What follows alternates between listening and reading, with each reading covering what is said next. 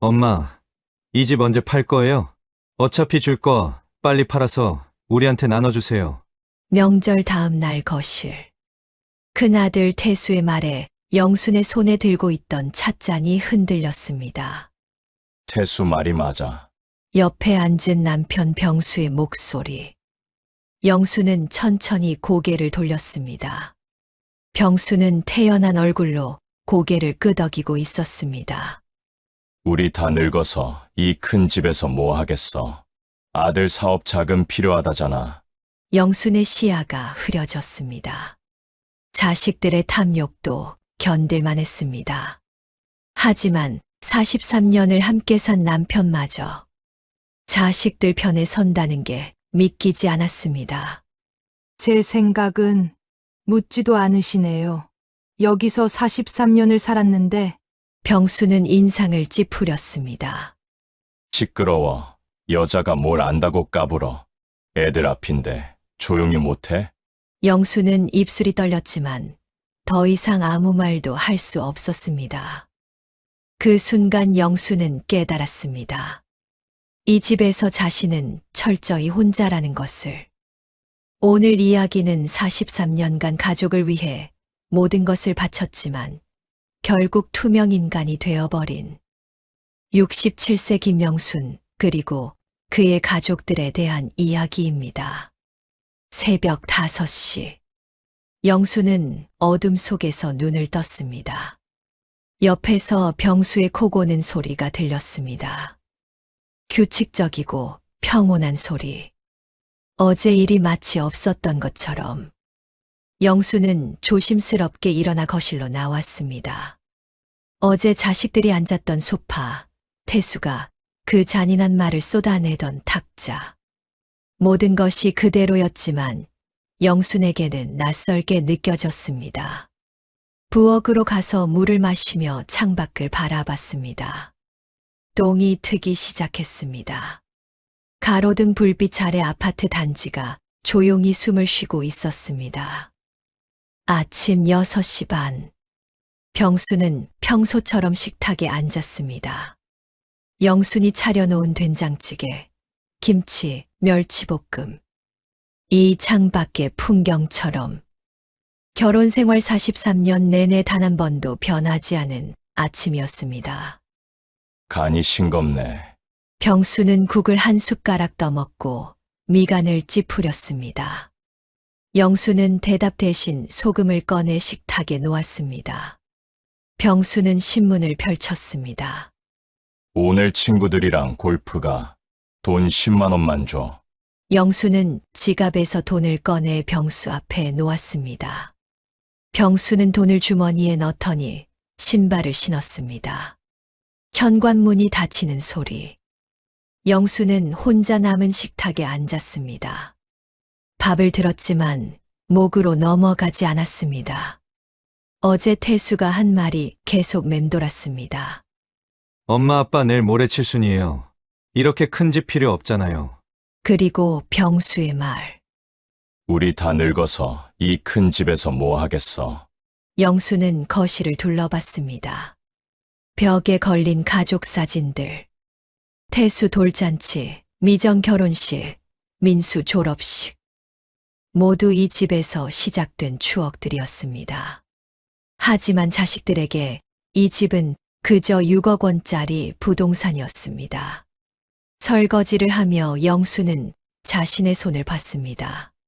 주름지고 거칠어진 손. 43년 동안 이 집을 지키고 가족을 돌본 손이었습니다. 하지만 아무도 그 시간을 기억하지 않았습니다. 핸드폰이 울렸습니다. 큰아들 태수였습니다. 영수는 잠시 망설이다 전화를 받았습니다. 엄마, 다음 주에 시간 돼요? 우리 가족 회의 좀 더 해야 할 것 같아서요. 태수의 목소리는 침착했습니다. 마치 중요한 사업 건을 논의하는 것처럼. 영수는 목이 메었지만 차분하게 대답했습니다. 무슨 이야기인데 집이요. 부동산 중개인도 한번 만나볼까 해서요. 엄마, 괜찮으시죠? 영수는 대답하지 못했습니다. 태수는 영순의 침묵을 동의로 받아들인 듯 말을 이었습니다. 그럼 다음 주 토요일에 봬요. 아빠한테도 말씀드릴게요. 전화가 끊겼습니다. 영수는 핸드폰을 쥔 채 소파에 주저앉았습니다. 가슴이 답답했습니다. 숨을 크게 들이쉬었지만 공기가 폐로 들어오지 않는 것 같았습니다. 오후가 되어 영수는 장을 보러 동네 슈퍼에 갔습니다. 채소를 고르는데 뒤에서 익숙한 목소리가 들렸습니다. 영순아, 고등학교 동창 정숙이었습니다. 정숙은 영순의 손을 잡으며 반가워했습니다. 하지만 곧 영순의 표정을 보더니 물었습니다. 안색이 왜 이렇게 안 좋아 보여? 무슨 일 있어? 두 사람은 슈퍼 앞 벤치에 앉았습니다. 영수는 어제 있었던 일을 이야기했습니다. 자식들이 집을 팔라고 한 것, 남편이 자식들 편을 든 것. 정숙은 한참을 듣고 한숨을 쉬었습니다. 요즘 애들이 다 그래. 부모를 돈으로만 봐. 정숙은 자기 이야기를 했습니다. 아들이 사업한다고 3천만 원을 빌려갔는데 5년째 갚지도 않고 있어. 조금 독촉하는 것 같으면 전화도 안 받는다, 얘. 그래도 남편이라도 내 편을 들어줘야 하는 거 아니야? 정숙의 말에 영수는 고개를 저었습니다. 우리 남편은 늘 자식들 편이야. 43년을 살았는데 단 한 번도 내 생각을 물어본 적이 없어. 정숙은 영순의 손을 꽉 잡았습니다. 두 사람은 말없이 앉아 있었습니다. 오후 햇살이 따뜻했지만 영순의 가슴은 차가웠습니다. 집으로 돌아오니 병수는 소파에서 TV를 보고 있었습니다. 영수는 장바구니를 부엌에 놓고 저녁 준비를 시작했습니다. 병수는 야구 중계에 빠져 있었습니다. 저녁을 먹으며 영수는 조심스럽게 말했습니다. 여보, 태수가 다음 주에 또 만나자는데요. 그래, 알았어. 병수는 TV를 보며 대답했습니다. 영수는 숟가락을 놓고 병수를 봤습니다. 여보, 제 이야기 좀 들어줄 수 있어요? 병수는 TV에서 눈을 떼지 않고 대답했습니다. 무슨 이야기? 저, 이 집을 팔고 싶지 않아요. 병수는 그제야 영순을 봤습니다. 미간이 찌푸려졌습니다. 왜 또 그래? 애들 도와주는 게 뭐가 어때서? 영순의 눈시울이 뜨거워졌습니다. 하지만 참았습니다. 병수는 다시 TV를 봤습니다. 야구 중계에서 환호성이 터져 나왔습니다. 영수는 설거지를 하며 눈물을 흘렸습니다. 43년이라는 시간이 무색했습니다. 이 사람과 같은 편이었던 적이 있었을까? 일주일이 지나고 토요일 오전, 자식들이 모두 모였습니다. 큰아들 태수, 둘째 딸 미정, 막내 아들 민수. 거실 소파에 둘러앉았습니다. 태수는 노트북을 펼쳤습니다. 오늘은 구체적으로 이야기해 볼게요. 태수는 노트북을 보여줬습니다. 집 매각 시 예상 금액, 세금, 분배 방안이 빼곡히 적혀 있었습니다. 영수는 자료를 보며 숨이 막혔습니다. 집 팔면 6억 원, 부모님 원룸 보증금 5천만 원 빼고 5억 5천만 원을 우리 셋이 나누면 1억 8천만 원씩이에요. 미정이 거들었습니다. 엄마, 요즘 시니어 원룸 정말 좋아요. 관리도 해주고 식사도 제공하고 오히려 더 편하실 거예요. 영수는 떨리는 목소리로 말했습니다. 이 집은 엄마가 40년을 넘게 산 집이야. 너희가 태어나고 자란 집이고. 태수는 한숨을 쉬었습니다. 엄마, 감정적으로 접근하시면 안 돼요. 우리도 다 살기 힘들어요. 저는 사업 자금이 필요하고, 미정이는 애들 학원비 때문에 힘들고, 민수는 대출 이자 때문에 죽겠다고 하잖아요. 그때 병수가 끼어들었습니다. 애들 말이 맞아. 우리 늙어서 이런 큰 집이 뭐가 필요해. 작은 데 가서 편하게 살자. 영수는 남편을 돌아봤습니다. 병수는 진지한 표정으로 고개를 끄덕이고 있었습니다. 영순의 가슴이 무너졌습니다. 여보, 내 생각은 묻지도 않아요. 병수는 짜증을 냈습니다. 여자가 뭘 안다고 그래. 집 하나 팔아서 애들 도와주는 게 부모 된 도리지. 영수는 더 이상 참을 수 없었습니다. 자리에서 일어나 방으로 들어갔습니다. 문을 닫는 순간 눈물이 쏟아졌습니다. 거실에서는 자식들과 병수가 계속 이야기하는 소리가 들렸습니다. 웃음소리도 섞여 있었습니다. 마치 영순 없이도 모든 게 잘 돌아가는 것 같았습니다. 영수는 침대에 앉아 창밖을 봤습니다. 아파트 단지 너머로 하늘이 보였습니다. 구름 한 점 없이 맑았습니다. 하지만 영순의 마음은 먹구름으로 가득했습니다. 1시간쯤 지나 자식들이 돌아갔습니다.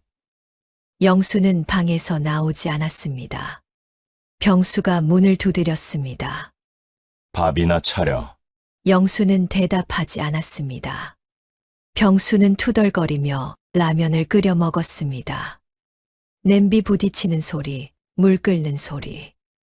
영수는 침대에 누워 천장을 바라봤습니다. 저녁이 되어 영수는 방에서 나왔습니다. 병수는 소파에서 드라마를 보고 있었습니다. 영수는 부엌에 가서 물을 마셨습니다. 왜 그렇게 유난을 떨어? 애들 도와주는 게 뭐가 어때서? 병수의 목소리. 영수는 천천히 돌아서서 남편을 봤습니다. 당신은 43년 동안 제 마음이 어떤지 단 한 번도 물어본 적이 없어요. 병수는 리모컨을 놓고 영순을 봤습니다. 무슨 소리야? 내가 43년을 먹여 살렸는데. 영순의 눈에서 눈물이 흘렀습니다. 먹여 살렸으면 다예요. 제 마음은요? 제 꿈은요? 제 인생은요? 병수는 어이없다는 표정을 지었습니다. 여자가 무슨 꿈? 밥 해주고 애들 키우고 살림하는 게 여자 인생이지. 영수는 더 이상 말하고 싶지 않았습니다. 방으로 돌아가 문을 닫고 침대에 누워 베개에 얼굴을 묻었습니다. 소리 내어 울었습니다. 그날 밤 영수는 잠을 이루지 못했습니다. 창밖으로 달빛이 들어왔습니다. 영수는 일어나 서랍을 열었습니다. 깊숙이 숨겨둔 낡은 수첩이 있었습니다. 20대 때 쓴 일기장이었습니다. 페이지를 넘겼습니다. 그때의 영수는 꿈이 많았습니다. 화가가 되고 싶다. 여행을 가고 싶다. 나만의 그림을 그리고 싶다. 하지만 결혼하고 애 낳고 바쁘게 살다 보니 다 잊고 살았습니다. 영수는 일기장을 가슴에 안았습니다. 그리고 결심했습니다. 이제라도 나를 위해 살아보자고. 다음 날 아침 영수는 동네 문화센터로 갔습니다. 게시판에 수채화 초급반 수강생 모집이라는 공고가 붙어 있었습니다. 영수는 떨리는 손으로 신청서를 작성했습니다. 수강료는 월 15만 원이었습니다. 영순의 연금 80만 원 중 큰 돈이었습니다. 하지만 영수는 망설이지 않았습니다. 43년 만에 처음으로 자신을 위해 쓰는 돈이었습니다. 집에 돌아오니 병수가 식탁에 앉아 있었습니다. 어디 갔다 와? 병수의 목소리에 불만이 섞여 있었습니다. 영수는 부엌으로 가서 밥을 차리기 시작했습니다.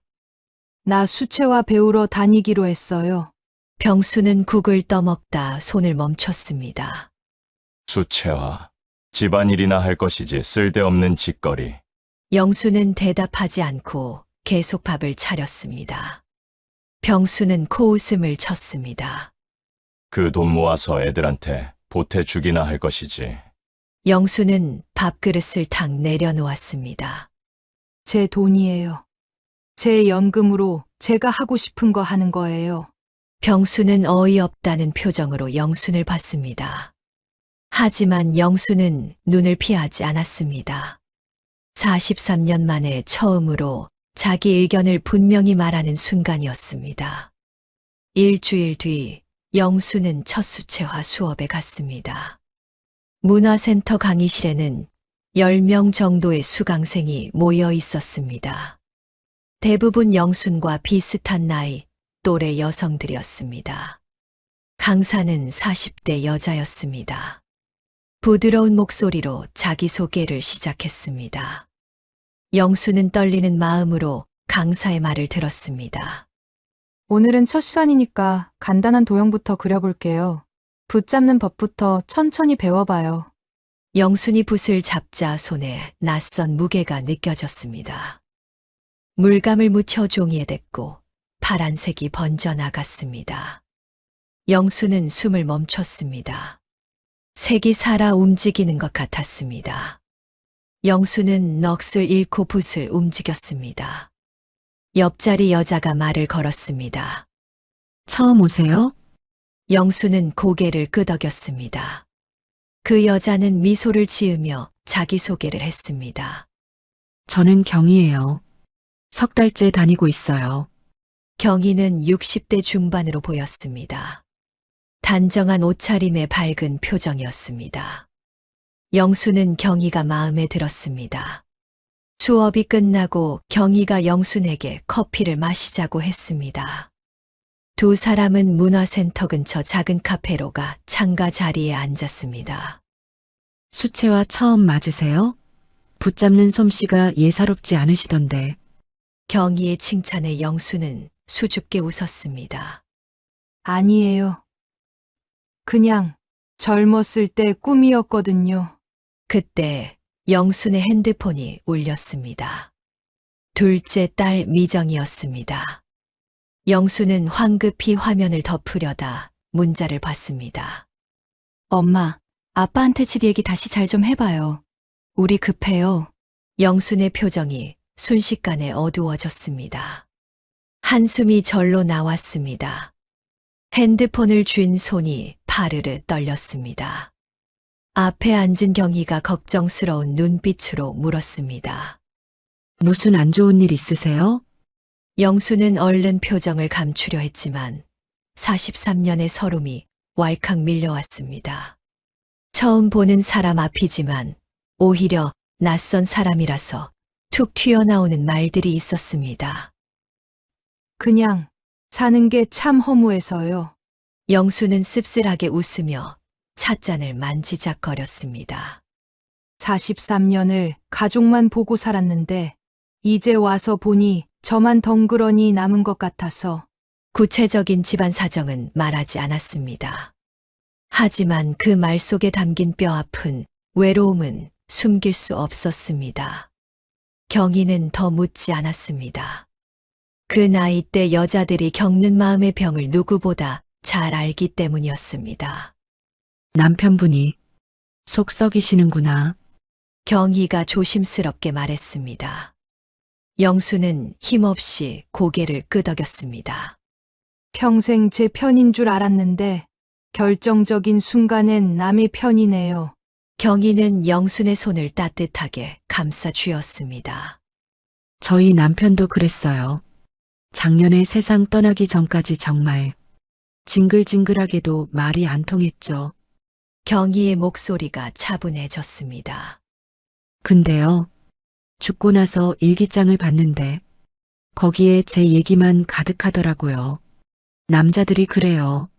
마음은 있는데 표현할 줄을 몰라요. 멍청하고 미련해서. 경희는 영순을 보며 부드럽게 웃었습니다. 제가 언니라고 불러도 될까요? 언니 남편분도 그럴 거예요. 표현이 서툴러서 그렇지 속마음은 다를지도 몰라요. 영수는 경희의 말을 들으며 생각했습니다. 과연 병수도 그럴까? 하지만 확신할 수 없었습니다. 병수는 표현이 서툰 게 아니라 아예 관심이 없는 사람 같았으니까요. 고마워요. 처음 뵀는데 주책 맞게 우는 소리나 하고 아니에요. 여기서는 그림만 생각해요, 우리. 그림 그릴 때만큼은 내가 주인이잖아요. 영수는 고개를 끄덕였습니다. 오랜만에 느껴보는 따뜻한 위로였습니다. 영수는 경희의 말을 곱씹었습니다. 병수도 그럴까? 43년 동안 영순의 마음을 한 번도 물어보지 않았던 그 사람도 속으로는 영순을 생각했을까요? 두 사람은 핸드폰 번호를 교환했습니다. 경희는 영순의 손을 잡으며 말했습니다. 힘들면 언제든 연락해요. 우리 같이 그림 그려요.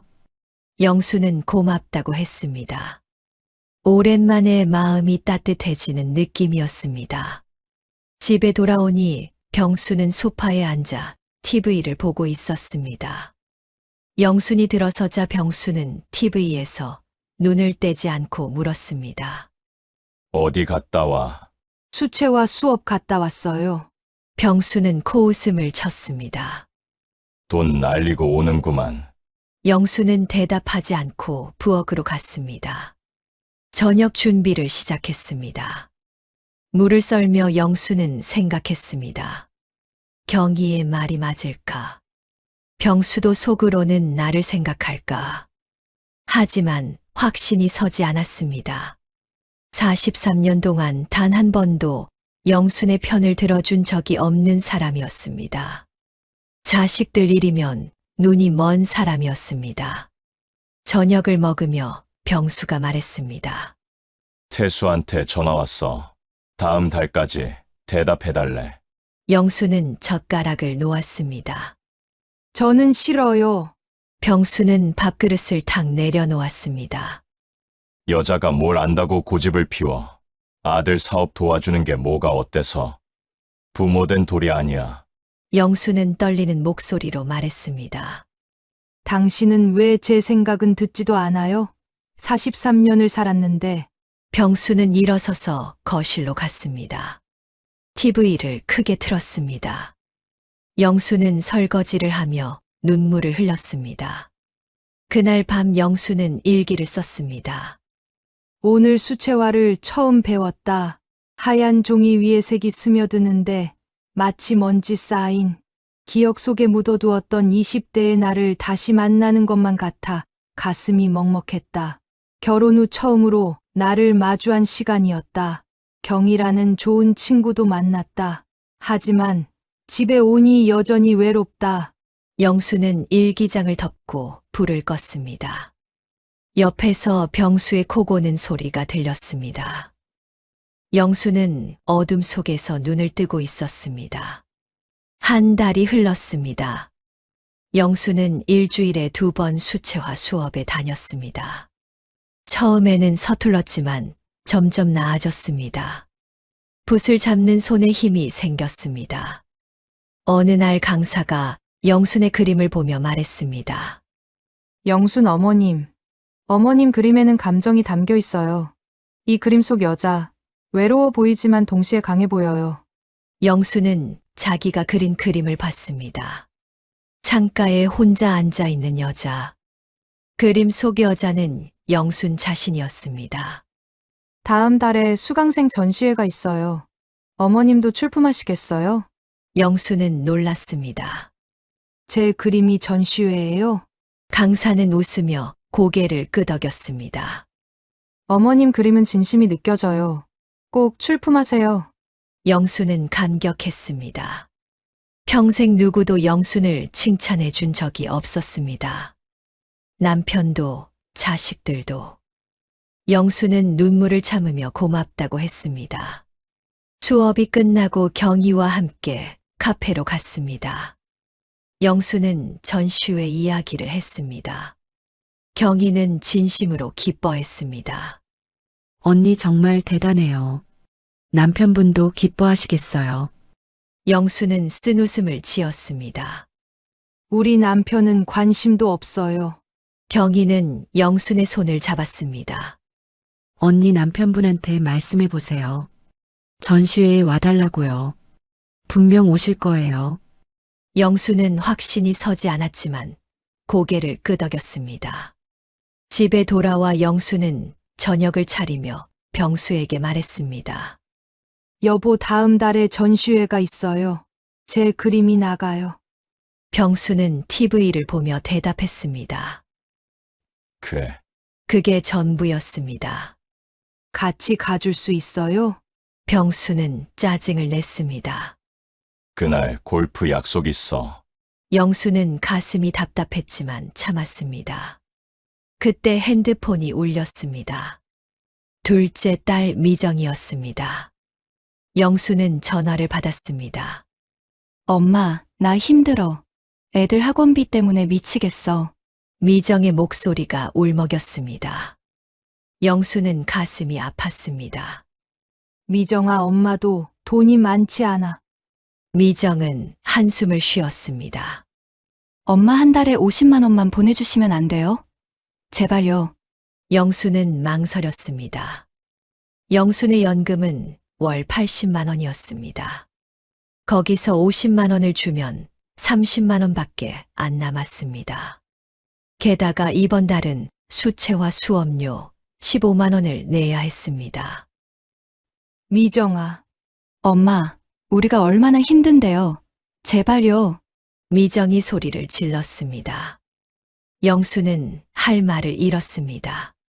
전화를 끊고 영수는 핸드폰을 들고 멍하니 서 있었습니다. 병수가 물었습니다. 미정이한테 전화 왔어? 영수는 고개를 끄덕였습니다. 병수는 당연하다는 듯 말했습니다. 50만 원 정도는 줘야지. 딸이 힘들다는데. 영수는 떨리는 목소리로 말했습니다. 우리 생활비는요? 그리고 저 이번 달에 수채화 수업료 내야 해요. 병수는 버럭 소리를 질렀습니다. 그깟 그림 때문에 자식을 외면하겠다고? 여자가 뭘 안다고 자꾸 따져. 영수는 숨이 막혔습니다. 하지만 이번에는 물러서지 않았습니다. 43년 만에 처음으로. 싫어요. 병수는 믿을 수 없다는 표정으로 영순을 봤습니다. 뭐라고? 영수는 떨리는 목소리로 말을 이었습니다. 싫다고요. 이 돈은 제 연금이고 이번 달 수채화 수업료 내야 하는 돈이에요. 미정이 돈 주고 싶으면 당신 돈으로 알아서 줘요. 병수의 얼굴이 굳었습니다. 43년을 살면서 아내가 자기 말을 거역한 건 처음이었습니다. 게다가 그깟 그림 때문에 병수는 주먹을 쥐었습니다. 너 지금 병수는 말을 잇지 못했습니다. 분노가 치밀어 올랐지만 일단은 참았습니다. 병수는 현관으로 가서 신발을 신었습니다. 나간다. 문이 쾅 닫혔습니다. 영수는 그 자리에 서서 떨고 있었습니다. 43년 만에 처음으로 남편에게 안 된다고 말했습니다. 가슴이 두근거렸습니다. 영수는 소파에 주저앉아 손이 떨렸습니다. 하지만 동시에 후련했습니다. 이제라도 자기 목소리를 냈다는 게. 그날 밤 병수는 술을 먹고 늦게 들어왔습니다. 영수는 침대에 누워 있었지만 잠든 척했습니다. 병수는 아무 말 없이 옆에 누웠습니다. 하지만 영수는 알 수 있었습니다. 병수가 잠들지 못하고 있다는 걸. 분노가 가라앉지 않았다는 걸. 다음 날부터 병수는 영순에게 말을 걸지 않았습니다. 아침밥을 먹을 때도 저녁을 먹을 때도 TV만 봤습니다. 냉전이 시작됐습니다. 영수는 신경이 쓰였지만 수채화 수업에 집중했습니다. 전시회가 2주 앞으로 다가왔습니다. 영수는 마지막 그림을 그리기 시작했습니다. 영순에게는 비밀 공간이 있었습니다. 막내 아들 민수가 쓰던 작은 방. 민수가 결혼해서 나간 뒤 5년째 비어있는 방이었습니다. 병수는 이 방을 창고처럼 쓰고 있었습니다. 골프채, 낚시대, 오래된 책들이 구석에 쌓여 있었습니다. 하지만 영수는 이 방 한쪽 구석에 작은 접이 식상을 펴고 그림을 그렸습니다. 병수가 집에 없을 때만 들어가는 그녀만의 비밀기지였습니다. 자식들이 떠나고 남은 빈 공간을 영수는 자신의 꿈으로 채우고 있었습니다. 일주일 동안 영수는 수업에서 배운 기법을 집 작은 방에서 연습했습니다. 병수가 골프 가거나 친구들을 만나러 나간 사이 영수는 조용히 작은 방 문을 닫고 붓을 들었습니다. 창가에 혼자 앉아 있는 여자. 하지만 표정은 슬프지 않았습니다. 오히려 평온해 보였습니다. 일주일이 지나 그림이 완성됐습니다. 영수는 조심스럽게 그림을 말렸습니다. 사흘이 지나 그림은 완전히 말랐습니다. 영수는 조심스럽게 그림을 가방에 넣어 수업에 가져갔습니다. 수채화 수업 시간. 강사가 영순의 그림을 보며 감탄했습니다. 영순 어머님, 이 그림 정말 좋아요. 감정이 고스란히 느껴져요. 이 그림이면 전시회에서 주목받을 거예요. 영수는 부끄러웠지만 기뻤습니다. 옆자리 경희도 진심으로 칭찬했습니다. 언니 진짜 소질 있다. 제가 봐도 너무 좋은데요. 꼭 전시회에 내세요. 수업이 끝나고 영수는 그림을 소중히 가방에 넣어 집으로 돌아왔습니다. 집에 도착해 영수는 조용히 작은 방으로 갔습니다. 그림을 접이식 상 위에 조심스럽게 놓았습니다. 영수는 그림을 작은 방에 두기로 했습니다. 전시회 전까지 여기가 가장 안전했습니다. 병수는 이 방에 거의 들어오지 않았으니까요. 매일 밤 영수는 병수가 잠든 뒤 몰래 작은 방 문을 열고 그림을 봤습니다. 손전등을 켜고 그림을 비추며 뿌듯함을 느꼈습니다. 일주일 동안 정성 들여 그린 그림. 전시회에 낼 그림. 그림 옆에는 영순이 붓을 씻어둔 물감통이 있었습니다. 일주일 동안 붓을 씻으며 쌓인 물감 찌꺼기로 물은 탁하고 더러웠습니다. 구정물처럼 보였습니다. 영수는 내일 아침에 치우려고 그대로 뒀습니다. 병수는 소파에서 TV를 보고 있었습니다. 영수는 부엌에서 저녁을 준비했습니다. 두 사람 사이에 말은 없었습니다. 저녁 7시쯤 병수가 밖에 나가 친구들을 만나고 온다고 했습니다. 영수는 대답 없이 고개만 끄덕였습니다. 밤 10시가 넘어 병수가 술에 취해 돌아왔습니다. 비틀거리며 현관문을 열었습니다. 술 냄새가 집 안 가득 퍼졌습니다. 병수는 거실로 들어왔지만 소파에 영순이 없었습니다. 여보, 물 안 떠오고 뭐 해? 병수가 소리쳤습니다. 대답이 없었습니다. 병수는 짜증을 내며 안방을 봤습니다. 영순이 없었습니다. 병수는 거실을 비틀거리며 걸었습니다. 작은 방 문틈으로 불빛이 새어 나왔습니다. 병수는 문고리를 잡았습니다. 벌컥 문을 열었습니다. 그곳에 영순이 있었습니다. 작은 접이식 상 앞에 앉아 그림을 보고 있었습니다. 상 위에는 완성된 그림이 놓여 있었습니다. 옆에는 더러운 물감통이 있었습니다. 영수는 깜짝 놀라 돌아봤습니다. 여보, 병수는 신발을 신은 채로 그 방에 들어갔습니다. 영순의 공간을 침범했습니다. 발소리가 방바닥을 밟았습니다. 여기서 뭐 하는 거야? 물 달라니까. 기어이, 그놈의 그림질이야. 병수의 목소리가 차갑고 험했습니다. 영수는 일어나려 했지만 병수가 먼저 상 앞으로 다가갔습니다. 병수는 상 위에 그림을 봤습니다. 그리고 옆에 놓인 더러운 물감통을 봤습니다.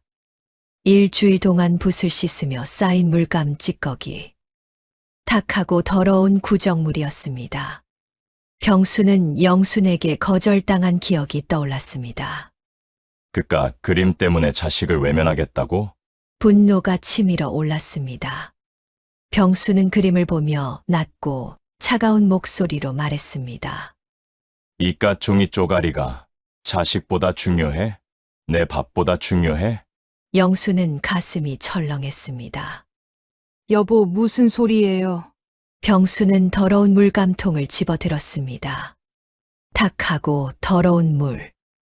붓을 씻은 구정물이었습니다. 여보, 안 돼요. 영순이 소리쳤습니다. 손을 뻗었습니다.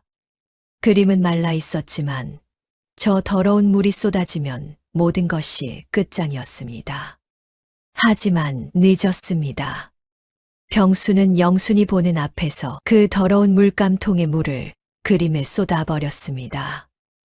더러운 구정물이 영순의 그림을 순식간에 뒤덮었습니다.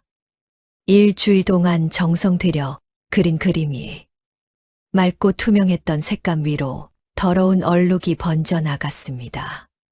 그림 속 여자의 얼굴이 구정물에 잠겼습니다. 아, 영수는 외마디 비명을 지르며 그림으로 달려갔습니다. 하지만 이미 늦었습니다. 더러운 물감물이 그림 위를 흘러내렸습니다. 병수는 텅 빈 물통을 바닥에 던지며 차갑게 말했습니다. 더러운 물감 놀이는 더러운 물로 씻어줘야지. 병수는 휘청거리며 방에서 나갔습니다. 문이 쾅 닫혔습니다. 영수는 더럽혀진 그림을 안고 주저앉았습니다. 울음이 터져 나왔습니다. 남편이 자신의 꿈을, 자신의 분신을 더럽혔습니다. 자식들이 떠나고 남은 이 빈 방. 영순이 유일하게 자신의 꿈을 펼칠 수 있던 공간. 그곳까지 남편이 침입해서 짓밟았습니다. 영수는 한참을 울었습니다.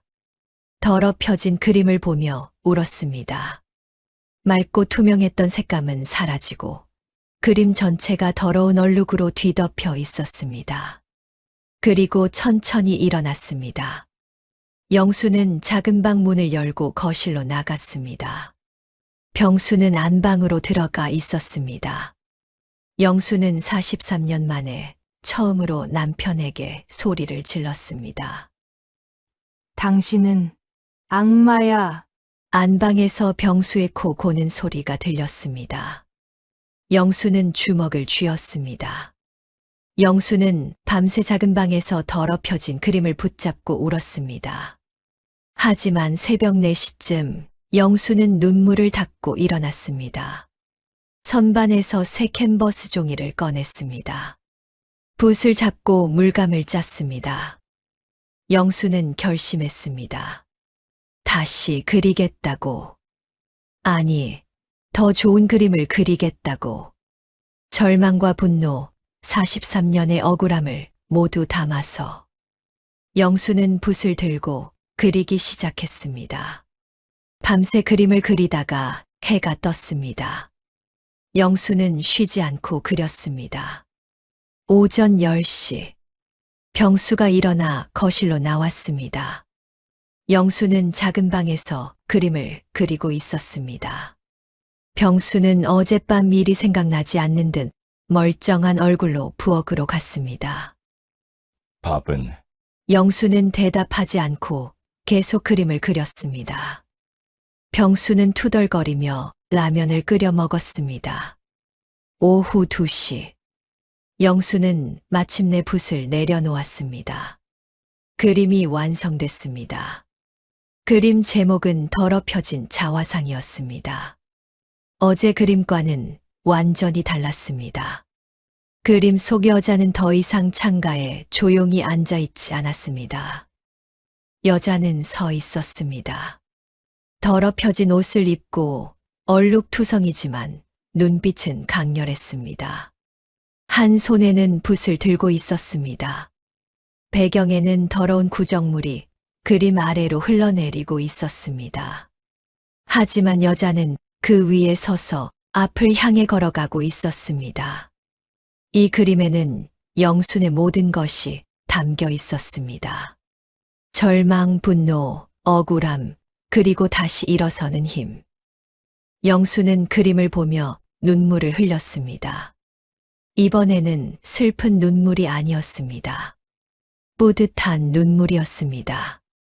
영순은 그림을 조심스럽게 옮겨 말리기 시작했습니다. 전시회까지 일주일. 충분했습니다. 일주일이 지나고 전시회 날이 왔습니다. 영수는 아침 일찍 준비를 했습니다. 병수는 여전히 골프 간다며 나갔습니다. 잘 다녀와. 병수의 말에 영수는 대답하지 않았습니다. 그림 사건 이후로 영수는 병수와 말을 섞지 않았습니다. 전시회장에 도착했습니다. 영순의 그림은 제일 안쪽에 걸렸습니다. 영수는 자기 그림 앞에 서서 떨리는 마음으로 사람들을 기다렸습니다. 그림 제목 더럽혀진 자화상이 작은 명패에 적혀 있었습니다. 그 옆에 영순의 이름도 적혀 있었습니다.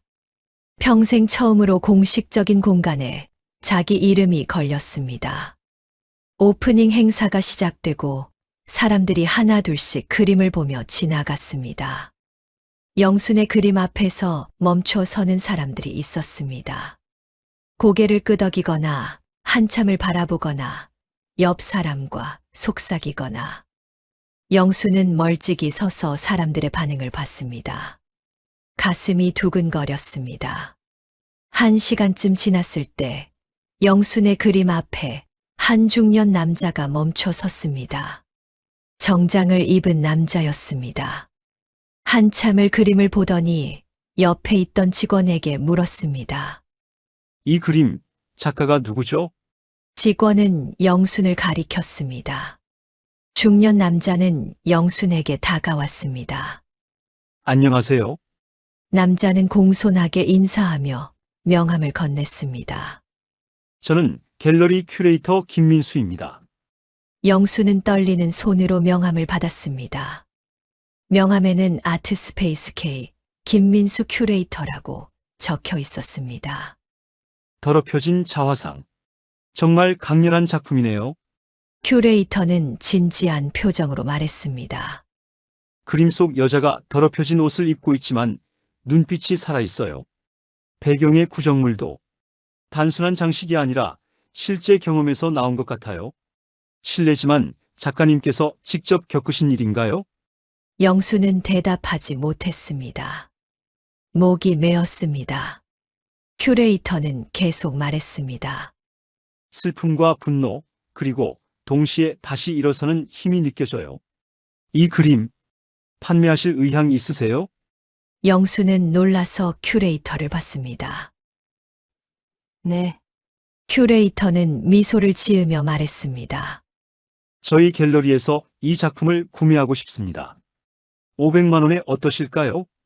영수는 숨이 멎었습니다. 500만 원. 영순의 연금 6개월치가 넘는 돈이었습니다. 정말 제 그림이요? 영순의 목소리가 떨렸습니다. 큐레이터는 고개를 끄덕였습니다. 이 작품에는 진짜 삶이 담겨 있어요. 제목처럼 더럽혀졌지만 다시 일어선 여자의 이야기가 느껴져요. 저희 갤러리 컬렉션에 꼭 포함시키고 싶습니다. 영수는 눈물이 났습니다. 큐레이터는 가방에서 서류를 꺼냈습니다. 지금 간단한 계약서를 작성하시면 이번 주 안으로 작품료를 입금해 드리겠습니다. 그리고 다음 달에 저희 갤러리에서 여는 전시회에도 꼭 초대하고 싶어요. 앞으로도 계속 그림 그려주세요. 영수는 떨리는 손으로 서류를 받았습니다. 계약서였습니다. 작품명 더럽혀진 자화상, 판매가 500만 원. 영수는 펜을 들고 자기 이름을 썼습니다. 김영순. 평생 밥 해주는 여자, 애 키우는 여자로만 살았던 영순이 처음으로 화가 김영순으로 서명했습니다. 큐레이터는 서류를 받아 가방에 넣으며 말했습니다. 목요일까지 입금해 드리겠습니다. 계좌번호 여기 적어 주시겠어요? 영수는 떨리는 손으로 자기 통장 번호를 적었습니다. 큐레이터는 다시 한번 악수를 청했습니다. 좋은 작품 감사합니다. 앞으로도 기대하겠습니다. 큐레이터가 떠나고 영수는 그 자리에 멍하니 서 있었습니다. 믿을 수 없었습니다. 자신이 그린 그림이 500만 원에 팔리다니. 경희가 달려왔습니다. 언니, 방금 봤어요. 큐레이터가 언니 그림 산 거예요? 경희의 목소리가 떨렸습니다. 영수는 고개를 끄덕이며 눈물을 흘렸습니다. 500만 원이래요. 경희는 영순을 꽉 껴안았습니다. 언니 정말 축하해요. 정말 대단해요. 두 사람은 한참을 껴안고 있었습니다. 주변 사람들이 박수를 쳤습니다. 강사도 다가와 영순의 손을 잡았습니다. 영순 어머님, 정말 축하드려요. 제가 처음부터 알아봤죠? 강사는 진심으로 기뻐했습니다. 영수는 눈물을 닦으며 고맙다고 했습니다. 전시회가 끝날 때까지 영수는 자기 그림 앞에 서 있었습니다. 사람들이 그림 앞에서 사진을 찍었습니다. 누군가는 영순에게 다가와 악수를 청했습니다. 평생 처음으로 영수는 김영순이라는 사람으로 인정받았습니다. 누군가의 아내도 누군가의 엄마도 아닌 화가 김영순으로. 오후 5시 전시회가 끝났습니다. 영수는 경희와 함께 카페로 갔습니다. 두 사람은 커피를 마시며 이야기했습니다. 언니, 남편분한테 말씀하셨어요? 경희의 질문에 영수는 고개를 저었습니다. 아직이요. 집에 가서 말해야지요. 경희는 영순의 손을 잡았습니다. 언니, 남편분이 정말 기뻐하실 거예요. 영수는 쓴웃음을 지었습니다. 잘 모르겠어요. 우리 남편은 내가 그림 그리는 걸 좋아하지 않아서. 영순의 목소리가 떨렸습니다. 경희는 영순의 손을 잡았습니다. 언니 혹시 집에서 힘드시면 언제든 우리 집에 오세요. 남편이 작년에 세상 떠나고 혼자 사는데 방도 비어 있고 언제든 환영이에요. 영수는 경희를 봤습니다. 경희의 눈빛이 진심이었습니다. 고마워요. 말이라도 정말 고마워요. 영수는 경희의 손을 꽉 잡았습니다. 마음 한구석이 따뜻해졌습니다. 진짜예요, 언니. 언제든 연락하세요. 제가 바로 데리러 갈게요. 경희는 핸드폰을 꺼내 자기 집 주소를 보여줬습니다. 여기에요. 버스로 20분이면 돼요. 영수는 고개를 끄덕였습니다. 경희의 집 주소를 핸드폰에 저장했습니다. 집으로 돌아왔습니다. 가슴이 벅찼습니다. 평생 처음으로 자신의 가치를 인정받았습니다. 남편이 짓밟으려 한 꿈을 지켜냈습니다. 그리고 500만 원이라는 큰 돈을 받게 됐습니다. 현관문을 열고 들어섰습니다. 병수는 소파에 앉아 TV를 보고 있었습니다. 영수는 떨리는 목소리로 말했습니다. 여보, 제 그림이 팔렸어요. 500만 원에요. 병수는 TV를 보며 대답했습니다. 그래, 그게 전부였습니다. 영수는 가슴이 무너지는 기분이었습니다. 병수는 말을 이었습니다. 그 돈 태수한테 보태줘. 사업 자금 필요하다잖아. 영수는 숨이 막혔습니다. 평생 처음으로 자신의 노력으로 번 돈이었지만 남편은 그것마저 자식에게 주라고 했습니다. 영수는 부엌으로 가 저녁 준비를 시작했습니다. 손이 떨렸습니다. 눈물이 계속 흘러내렸습니다. 저녁을 먹으며 영수는 다시 말했습니다. 여보, 큐레이터가 다음 전시회에도 초대한대요. 계속 그림 그려달래요. 병수는 국을 떠먹으며 말했습니다. 쓸데없는 짓 그만하고 집안일이나 해. 영수는 젓가락을 놓았습니다. 더 이상 참을 수 없었습니다. 당신은 제가 뭘 해도 인정해 주지 않네요. 43년을 살았는데 당신은 단 한 번도 내 편이었던 적이 없어요. 병수는 밥그릇을 탁 내려놓았습니다. 여자가 무슨 편을 따져. 내가 43년을 먹여 살렸으면 됐지. 영수는 눈물을 흘렸습니다. 먹여 살려요? 식모도 밥은 먹여줘요. 당신한테 저는 딱 그 정도였죠. 43년 동안 밥 해주고 빨래해주는 돈 안 드는 식모. 근데 여보, 그 밥 먹고 사는 동안 내 속은 썩어 문드러진 건 안 보였어요? 내 생각, 내 기분. 당신은 단 한 번이라도 궁금해한 적이 있냐고요? 병수는 일어나서 거실로 갔습니다. TV를 크게 틀었습니다. 야구 중계에서 환호성이 터져 나왔습니다. 영수는 설거지를 하며 결심했습니다. 더 이상 이렇게 살 수 없다고. 이제 떠날 때가 됐다고. 다음 날 아침 영수는 짐을 쌌습니다. 많지 않았습니다. 옷 몇 벌, 세면도구, 그림도구, 그리고 20대 때 쓴 일기장. 병수는 거실에서 신문을 보고 있었습니다. 영수는 짐을 들고 현관으로 가 신발을 신었습니다. 어디 가? 병수의 목소리. 영수는 돌아서서 남편을 봤습니다. 한동안 경인의 집에서 지낼래요. 경희가 누구야? 있어요. 문화센터에서 만난 친구. 병수는 신문을 내려놓고 일어섰습니다. 갑자기 왜? 영수는 차분하게 대답했습니다. 당신하고 좀 떨어져 있고 싶어요. 생각할 시간이 필요해요. 병수는 어이없다는 표정을 지었습니다. 무슨 소리야? 이 여자가 노망났나? 갑자기 집을 나가면 어떡해? 영수는 현관문 손잡이를 잡았습니다. 43년을 살았는데 당신은 한 번도 제 마음을 물어본 적이 없어요. 이제 저도 제 인생을 생각해야겠어요. 야, 병수가 따라왔습니다. 하지만 영수는 문을 열고 나갔습니다. 병수는 현관에 서서 영순의 뒷모습을 봤습니다. 영수는 계단을 내려갔습니다. 뒤돌아보지 않았습니다. 43년 만에 처음으로 자기 의지로 집을 나서는 길이었습니다. 영순이 나간 첫날 밤.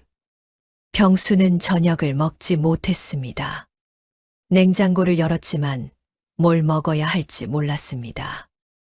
라면을 끓였지만 한강물이었습니다. 침대에 누웠지만 잠이 오지 않았습니다. 옆자리가 비어 있었습니다. 43년 동안 늘 영순이 있던 자리였습니다. 다음 날 아침, 병수는 일어나 식탁에 앉았습니다. 밥상이 차려져 있지 않았습니다. 병수는 냉장고에서 밥을 꺼냈습니다. 김치만 꺼내 먹었습니다. 맛이 없었습니다. 아니, 맛을 느낄 수 없었습니다. 3일째, 우편함에서 관리비 고지서를 꺼냈습니다. 병수는 고지서를 펼쳤습니다. 관리비 35만 원, 전기세, 수도세, 가스비까지 합치면 40만 원이 넘었습니다. 병수는 당황했습니다. 이걸 어떻게 내야 하는지 몰랐습니다. 은행 앱을 열었지만 사용법을 몰랐습니다. 43년 동안 영순이 다 처리했었습니다. 병수는 안방으로 들어가 한쪽 구석에 있는 낡은 서랍장을 열었습니다. 그곳에는 각종 고지서와 영수증이 가지런히 정리돼 있었습니다. 관리비, 전기세, 수도세, 가스비, 인터넷, 전화, 재산세, 건강보험. 40년이 넘는 시간 동안 영순이 말없이 처리했던 것들이었습니다. 병수는 서류 뭉치를 보며 숨이 막혔습니다. 자신이 이 집에서 아무것도 할 줄 모르는 무능한 존재였다는 걸 깨달았습니다. 병수는 자기 통장을 확인했습니다. 국민연금 200만 원이 들어와 있었습니다. 병수는 이 돈으로 골프도 치고 친구들과 술도 마셨습니다. 한 달에 150만 원을 썼습니다. 그런데 영순의 통장은 어땠을까?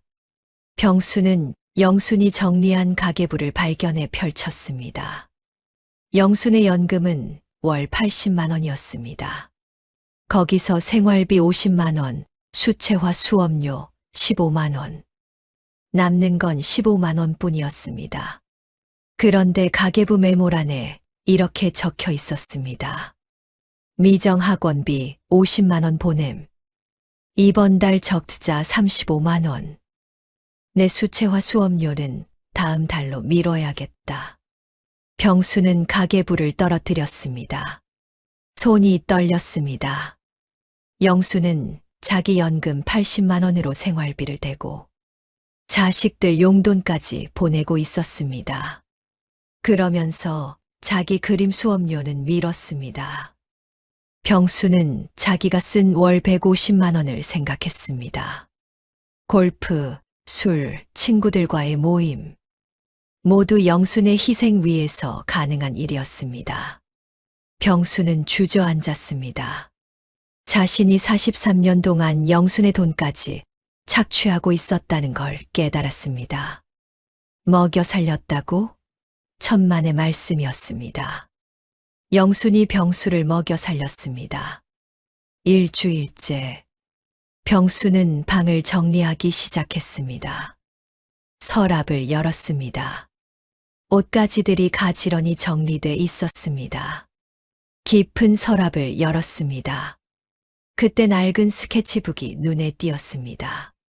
병수는 표지가 누렇게 변한 스케치북을 꺼냈습니다. 스케치북을 펼치자 첫 페이지에 영순의 이름이 적혀 있었습니다. 그리고 날짜 1982년 5월. 병수는 숨이 멎었습니다. 영순이 20대 때 그린 그림들이었습니다. 결혼하기 전 그린 그림들. 페이지를 넘겼습니다. 꽃, 나무, 그리고 하늘. 서툴지만 정성이 느껴지는 그림들이었습니다. 병수는 한참을 스케치북을 봤습니다. 마지막 페이지에 글이 적혀 있었습니다. 언젠가 나도 화가가 되고 싶다. 나만의 그림을 그리고 싶다. 병수는 스케치북을 가슴에 안았습니다.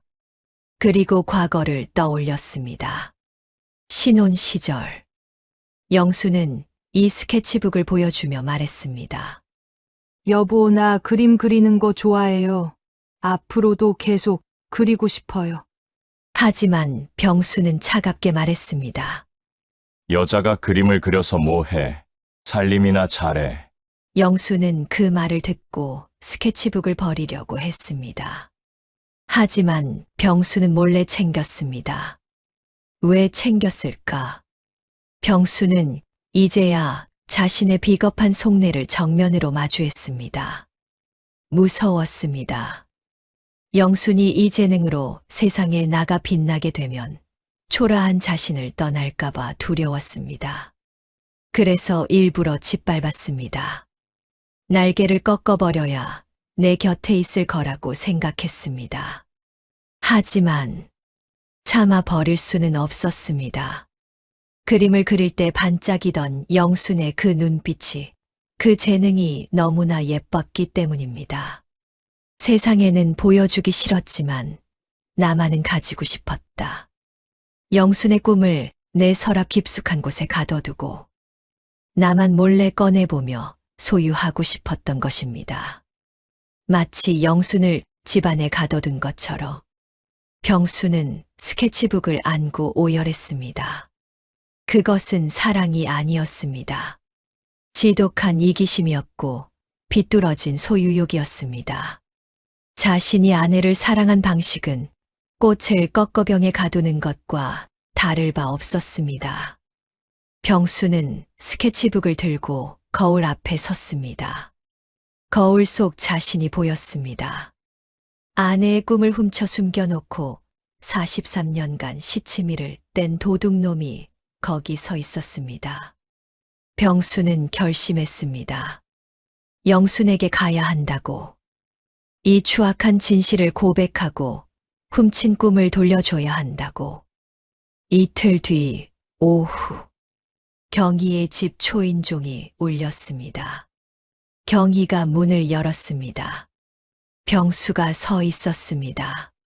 손에는 꽃다발과 낡은 스케치북이 들려 있었습니다. 안녕하세요. 영순이 남편입니다. 제 와이프 좀 만나게 불러주세요. 병수의 목소리가 떨렸습니다. 얼굴이 초췌해 보였습니다. 경희는 영순을 불렀습니다. 영순이 밖으로 나와 병수를 봤습니다. 두 사람은 말없이 서 있었습니다. 경희는 조용히 안으로 들어갔습니다. 밖에 나가서 이야기할까?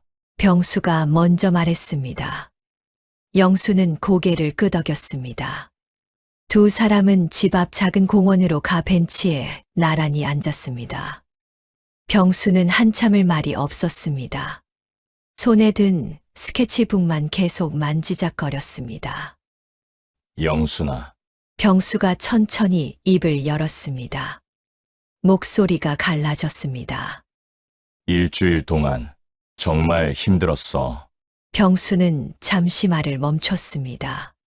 숨을 고르고 다시 말했습니다. 관리비 고지서가 왔는데 어떻게 내는지 몰랐어. 은행 앱 사용법도 모르고 43년 동안 내가 다 했던 거더라. 병수는 고개를 숙였습니다. 서랍을 정리하다가 가계부를 봤어. 그걸 보고 생각해보니 내 연금 80만 원으로 생활비 대고 애들 용돈까지 보내고 그러면서 내 그림 수업료는 미루고 병수의 목소리가 떨렸습니다. 나는 내 연금 200만 원으로 골프 치고 술 마시고 친구들이랑 놀았어. 한 달에 150만 원씩 썼어. 내가 쪼들리는 줄도 모르고 병수는 눈물을 흘렸습니다. 내가 먹여 살렸다고? 생각해보니 천만의 말씀이야. 내가 나를 먹여 살렸어. 43년 동안. 영수는 병수를 봤습니다. 병수는 스케치북을 영순에게 내밀었습니다. 이거 내 방 서랍에서 찾았어. 영수는 스케치북을 받아들었습니다. 순간 숨이 멎었습니다. 20대 때 그린 그림들이었습니다. 이걸 어떻게? 병수는 한참을 침묵했습니다. 그리고 떨리는 목소리로 말했습니다. 영순아, 사실 나 고백할 게 있어. 병수는 영순을 똑바로 봤습니다. 눈에 눈물이 가득했습니다. 이 스케치북. 내가 결혼하고 버리려고 했을 때 내가 몰래 챙긴 거야. 43년 동안 간직했어. 병수는 숨을 깊이 들이쉬었습니다. 근데 말이야. 병수의 목소리가 갈라졌습니다. 나 무서웠어. 영수는 병수를 봤습니다. 병수는 계속 말했습니다. 당신이 세상에 나가서 성공하면 나를 떠날까봐 무서웠어. 그래서 못하게 막았어. 그런데 참아 버릴 수는 없더라. 그림 그릴 때 당신 눈빛이 너무 예뻤거든. 그래서 나만 보려고 숨겨뒀어. 당신 꿈을 내 서랍 속에 가둬두고 나만 몰래 꺼내봤어. 그런데 늙어서 당신이 다시 붓을 잡으니까 덜컥 겁이 나더라. 그림에 빠져있는 당신 표정이 나랑 살 때보다 훨씬 행복해 보여서 이러다 정말 나를 버리고 날아가 버릴까봐 그게 미치도록 질투가 났어. 그래서 더 못되게 굴었어. 당신 날개를 꺾어버려야 내 옆에 있을 줄 알고 내가 당신을 사랑하는 방식이 이렇게 비겁했어. 영수는 숨이 막혔습니다. 병수는 고개를 숙이며 계속 말했습니다. 그래서 내가 일부러 짓밟았어. 병수의 목소리가 떨렸습니다. 여자가 무슨 그림이냐고, 살림이나 하라고, 시간 낭비라고, 쓸데없는 짓거리라고. 병수는 영순을 똑바로 봤습니다. 내가 당신 꿈을 43년 동안 훔친 거야. 고의로. 내 두려움과 이기심 때문에. 영수는 스케치북을 가슴에 안았습니다. 눈물이 흘렀습니다. 병수는 계속 말했습니다. 나는 당신을 사랑한 게 아니었어. 당신을 소유하고 싶었던 거야. 내 곁에 묶어두고 싶었던 거야. 병수는 영순의 손을 잡으려 했지만 멈췄습니다. 영순아, 미안해. 정말 미안해. 병수는 고개를 숙이고 울었습니다. 한참을 울었습니다. 영수는 스케치북을 펼쳤습니다. 20대의 자신이 그린 그림들을 봤습니다. 그리고 마지막 페이지에 쓴 글을 봤습니다. 언젠가 나도 화가가 되고 싶다. 영수는 병수를 봤습니다. 병수는 고개를 숙인 채 울고 있었습니다. 영수는 천천히 입을 열었습니다. 여보, 병수는 고개를 들었습니다. 영수는 말을 이었습니다. 43년을 살면서 오늘이 처음이에요. 당신이 진심을 말한 게. 병수는 눈물을 닦았습니다. 영수는 스케치북을 가슴에 안으며 말했습니다. 당신이 무서웠다는 거 이해해요. 사람은 누구나 두려움이 있으니까. 영수는 병수를 봤습니다. 근데 여보, 당신 말대로 당신은 제 꿈을 43년 동안 훔쳤어요. 그건 사실이에요. 병수는 고개를 숙였습니다. 영수는 말을 이었습니다. 하지만 당신이 이 스케치북을 43년 동안 간직한 건 그게 뭘 의미하는지 저도 알아요. 영수는 스케치북을 쓰다듬었습니다. 당신도 제 꿈을 알고 있었다는 거, 서툴렀지만 제 꿈을 소중히 여겼다는 거. 병수는 영순을 봤습니다. 영수는 눈물을 흘리며 말했습니다. 여보, 저 집으로 돌아갈게요. 병수는 믿을 수 없다는 표정을 지었습니다. 정말. 영수는 고개를 끄덕였습니다. 하지만 약속해 주세요. 앞으로는 제 편이 돼 주세요. 진짜로. 병수는 영순의 손을 꽉 잡았습니다. 약속할게. 이제부터는 내 편이야. 진짜로. 두 사람은 벤치에서 일어났습니다. 병수는 영순의 손을 잡았습니다. 43년 만에 처음으로 온기가 느껴지는 손이었습니다. 따뜻했습니다. 집으로 돌아가는 길. 병수는 영순의 손을 꽉 잡고 있었습니다. 해질녘 굵은 노을 아래 두 사람의 그림자가 길게 늘어졌습니다. 현관문을 열고 들어섰습니다. 익숙한 집이었지만 새롭게 느껴졌습니다. 영수는 거실을 둘러봤습니다. 벽에 걸린 가족 사진들이 보였습니다. 병수는 영순의 짐을 방으로 옮겼습니다. 그리고 거실로 나와 영순과 마주 앉았습니다. 여보, 내일 애들한테 전화할게. 이야기는 끝났다고. 영수는 고개를 끄덕였습니다. 병수는 영순의 손을 잡았습니다. 이제부터 난 무슨 일이 있어도 항상 내 편이야. 두 사람은 한참을 손을 잡고 앉아 있었습니다. 다음 날 아침, 병수는 영순보다 먼저 일어났습니다. 부엌으로 가서 밥을 차리기 시작했습니다. 서툴렀지만 정성을 다했습니다. 영순이 일어나 부엌으로 왔습니다. 병수가 밥상을 차리고 있는 모습을 보고 놀랐습니다. 여보, 병수는 웃으며 대답했습니다. 같이 먹자. 이제부터는 같이 하자. 두 사람은 식탁에 마주 앉았습니다. 병수가 차린 밥상은 서툴렀지만 따뜻했습니다. 밥을 먹고 난 뒤 병수는 핸드폰을 꺼내 태수에게 전화를 걸었습니다. 태수야, 아빠야. 전화 너머로 태수의 목소리가 들렸습니다. 아빠, 어머니랑 집 이야기는 해결됐어요? 병수는 단호하게 대답했습니다. 집은 안 팔아. 이제 그 이야기는 끝이야. 태수가 항의했습니다. 아빠, 무슨 소리예요? 우리 지난번에 다 이야기 끝난 거잖아요. 병수는 말을 이었습니다. 우리가 잘못했어. 너희 엄마한테 너무 많이 기댔어. 이제부터는 너희 일은 너희가 해결해. 태수가 화를 냈습니다. 아빠 지금 엄마한테 홀린 거예요? 정신 차리세요. 병수는 전화를 끊으려 했습니다. 그런데 태수가 소리쳤습니다. 지금 당장 가겠습니다. 아빠 얼굴 보고 이야기해야겠어요. 전화가 끊겼습니다. 영수는 불안한 표정으로 병수를 봤습니다. 여보, 애들이 올 것 같아요. 병수는 영순의 손을 잡았습니다. 걱정 마. 내가 막을게. 2시간 뒤 현관 초인종이 울렸습니다. 병수가 문을 열었습니다. 태수, 미정, 민수가 함께 서 있었습니다. 세 사람은 화난 표정이었습니다. 아빠, 무슨 말이에요? 갑자기 집을 안 판다니. 태수가 먼저 말했습니다. 태수는 영순을 보며 말했습니다. 엄마, 아빠를 꼬드긴 거죠? 우리 돈 다 가로채려고.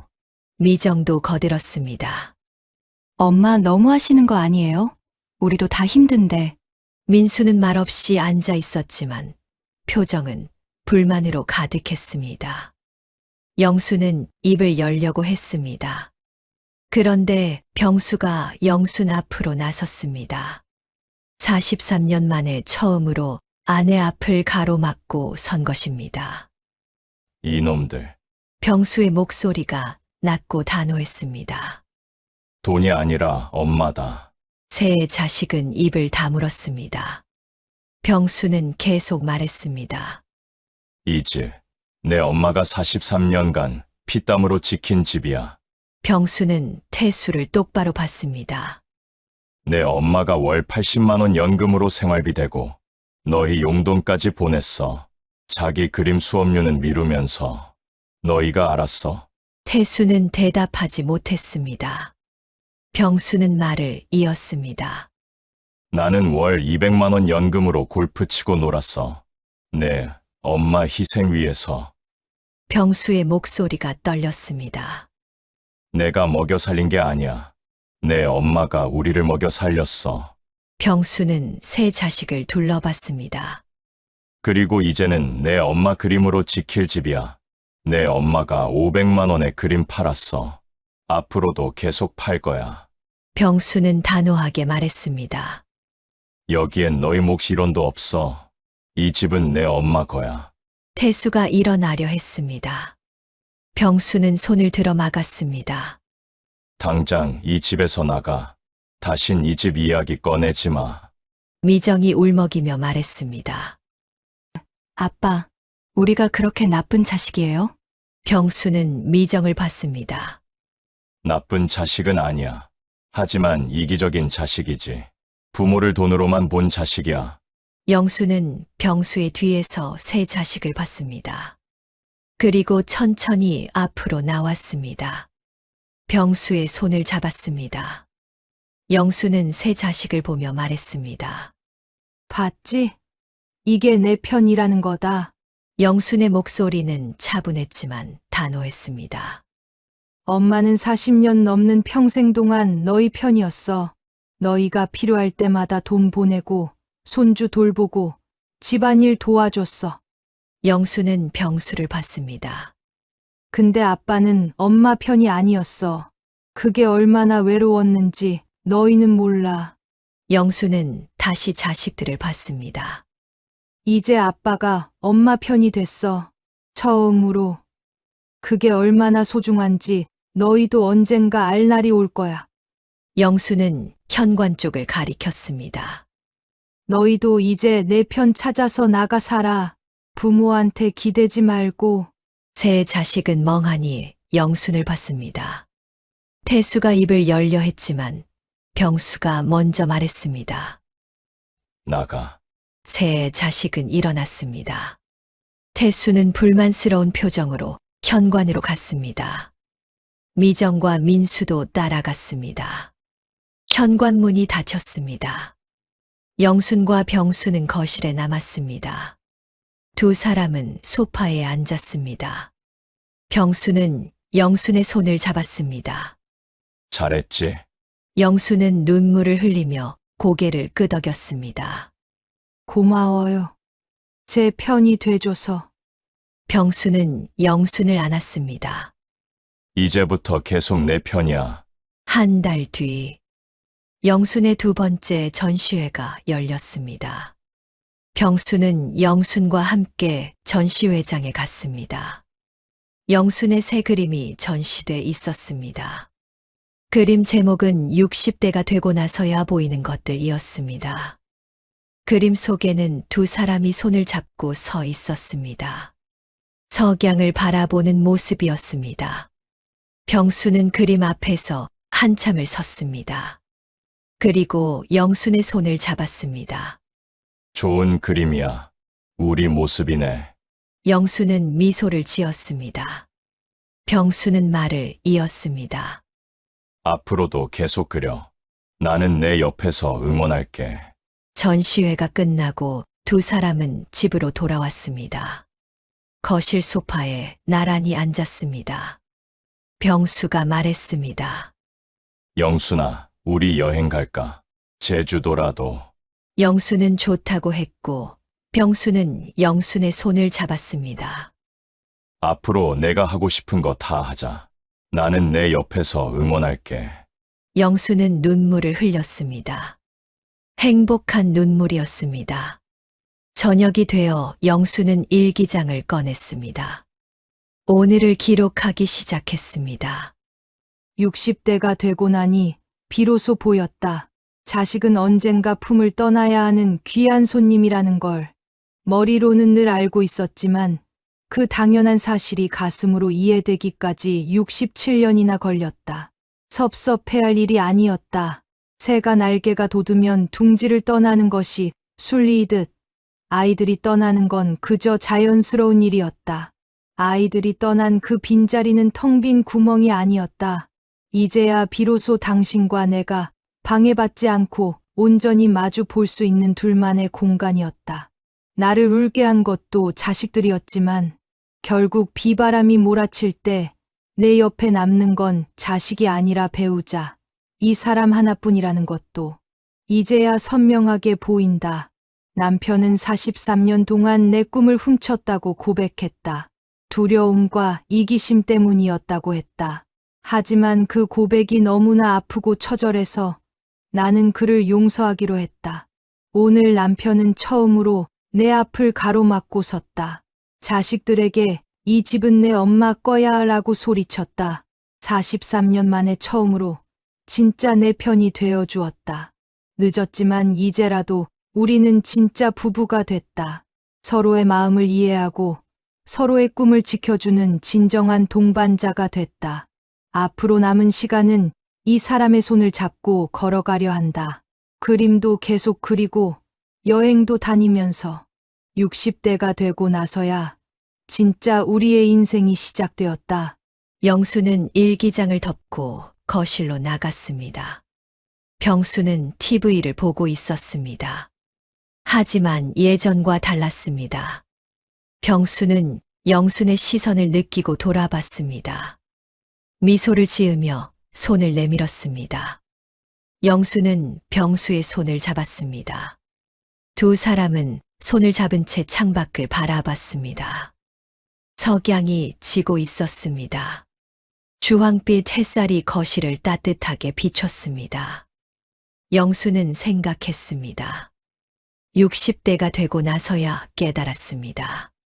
30대의 자존감은 허상이었고 초년의 성공은 때로 독이 됐으며 영양가만 따진 인맥은 소용없었습니다. 인생 대박을 꿈꾸는 것도 오히려 쪽박으로 가는 길이었습니다. 회사에서 아무리 성과를 내도 퇴직하면 금세 잊혔고 동창회에서 본 인생의 역전들은 예측 불가능했습니다.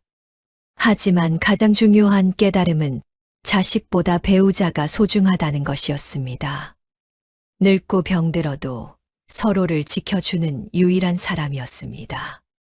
영순과 병수는 손을 잡은 채 석양을 바라봤습니다. 남은 인생을 함께 걸어갈 동반자로서 43년 만에 처음으로 진짜 부부가 된 두 사람의 새로운 시작이었습니다. 여러분, 오늘 이야기 어떠셨나요? 영순 씨의 인생을 보며 한 가지 깊은 깨달음을 얻습니다. 젊은 날 우리가 그토록 공들여 키운 자식들은 제 둥지를 찾아 떠나갈 반가운 손님일 뿐입니다. 결국 밉다 해도 인생의 비바람이 몰아칠 때 내 곁에서 함께 비를 맞아줄 사람은 오직 배우자뿐이라는 것을요. 인생의 화려한 잎사귀가 다 떨어지고 나서야 비로소 보이는 것들이 있습니다. 지금 옆을 한번 보세요. 앙상해진 서로의 가지를 부대끼며 마지막까지 온기를 나눌 유일한 사람, 바로 당신의 남편, 당신의 아내입니다. 배우자에게 하지 못했던 말, 오늘 전해보면 어떨까요? 여러분의 부부 이야기도 댓글로 나눠주세요. 구독, 좋아요는 제게 큰 힘이 됩니다. 끝까지 시청해주셔서 감사합니다.